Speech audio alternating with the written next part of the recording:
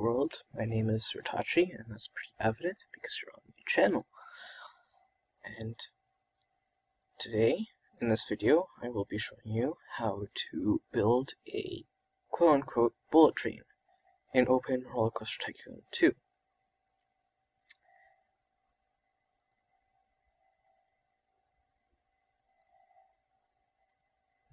And before I go into how to build a bullet train, I'll just tell you the perks of bullet trains. Generally, it's a very useful ride in the beginning of scenarios to help build up a lot of money. And you can build it for generally cheap, and depending on how big the track is, and it can make a lot of money as well, because it has a high excitement rating. It's generally cheaper than roller coasters, but still earns about as much as roller coasters unless it's a really big roller coaster, like this one.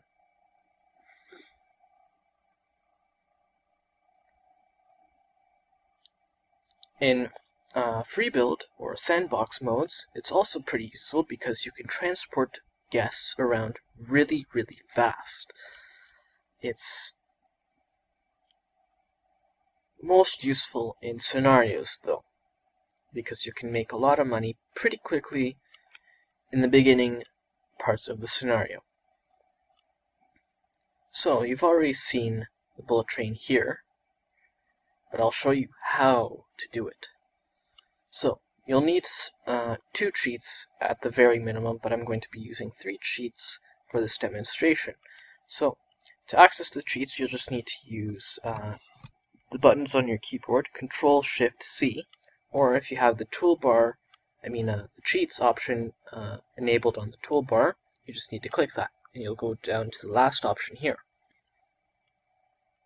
So what you'll need is, for under operation, is to show all operating modes and unlock operating limits. And I'm also going to disable vehicle limits as well, just because I want the train to be longer than the maximum of 6 cars.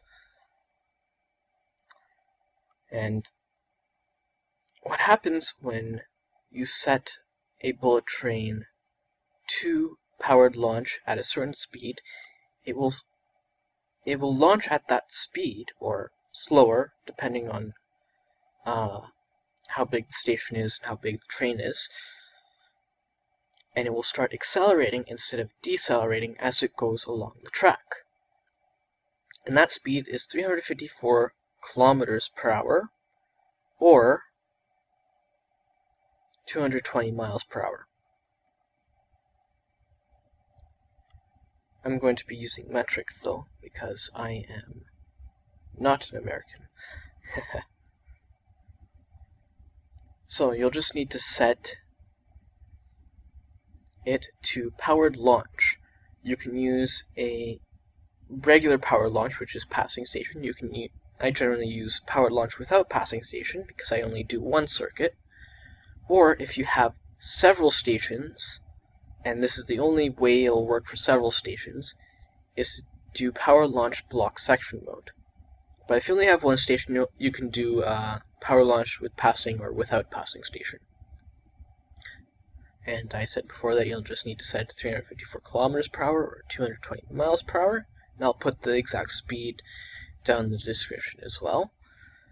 And once you're done that, you just need to test it.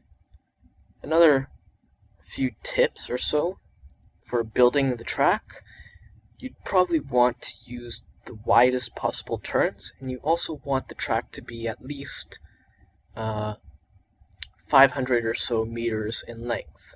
Let me change that to imperial. You'll need it to be around, say, 1,700 feet in length.